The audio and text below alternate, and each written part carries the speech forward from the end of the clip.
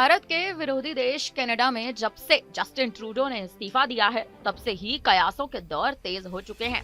प्रधानमंत्री पद के लिए दावों की झड़ियां लग रही हैं, क्योंकि अभी तक भारतवंशी अनीता आनंद ने प्रधानमंत्री पद की दावेदारी ठोकी थी। लेकिन अब एक और भारतवंशी हिंदू और कनाडाई सांसद चंद्रा आर्य ने भी प्रधानमंत्री पद की दावेदारी ठोक दी है। कनाडा के साथ भारत के हाल ही के सियासी रिश्तों में बेहद खट्टास देखने को मिली थी, जिसके बाद दोनों ही देशों के आपसी रिश्ते भी खराब होते ही चलते गए। लेकिन अब ऐसा माना जा रहा है कि अगर कनाडा में हिंदू प्रधानमंत्री बनता है तो बेशक दोनों ही देशों के रिश्ते भी बेहतर हो सकते हैं। चंद्रा आर्य पूर्व प्रधानमंत्री जस्टिन ट्रूडो के वफादार माने जाते हैं। हालांकि भारत विरोधी कई मुद्दों पर चंद्रा आर्य ने इसके विरोध में अपनी आवाज भी उठाई थी। चंद्रा आर्य ने अपने एक्स पर पोस्ट कर अपनी दावेदारी का ऐलान किया है। एक्स पर पोस्ट करते हुए चंद्रा आर्य ने बड़ा दावा किया और अपना बयान भी दिया। क्या कुछ उन्होंने कहा, आप खुद ही सुन लीजिए। Hello, I'm Chandra Arya, Member of Parliament for Nepean.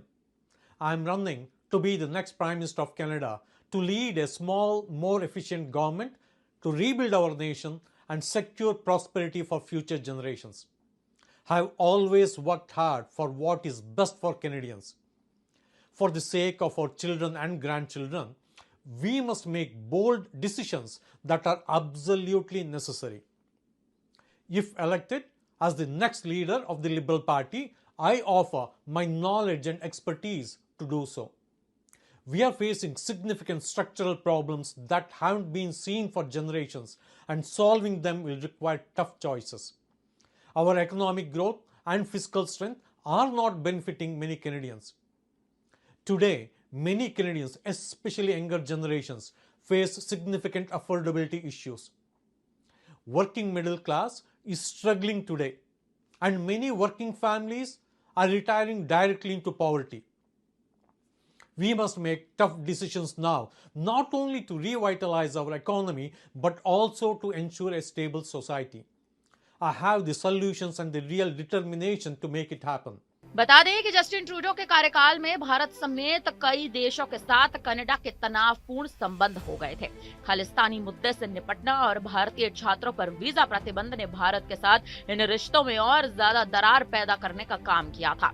जानकारी के लिए आपको बता दें कि भारतवंशी सांसद चंद्रा आर्य भारत के कर्नाटक के तुमकुर जिले के दोरालू गांव के रहने वाले हैं। उन्होंने कर्नाटक विश्वविद्यालय के कोसाली इंस्टीट्यूट ऑफ मैनेजमेंट स्टडीज से MBA की पढ़ाई की थी, जिसके बाद साल 2006 में चंद्रा आर्य कनाडा चले गए। यहाँ उन्होंने राजनीति में प्रवेश करने से पहले Indo Canada Ottawa business chamber के अध्यक्ष के तौर पर भी काम किया।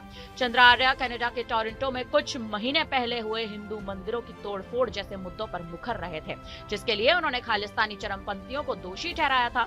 इस मुद्दे पर उन्हें काफी पहचान भी मिली थी।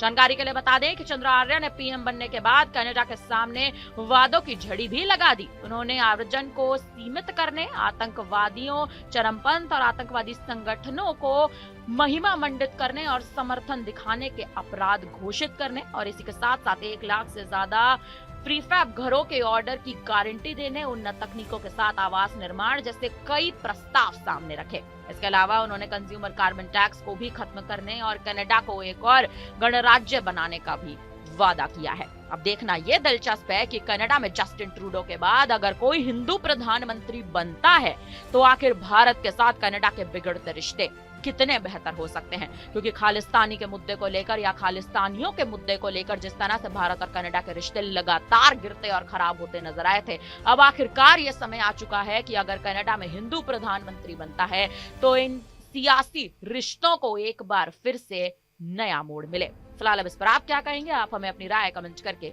जरूर दें।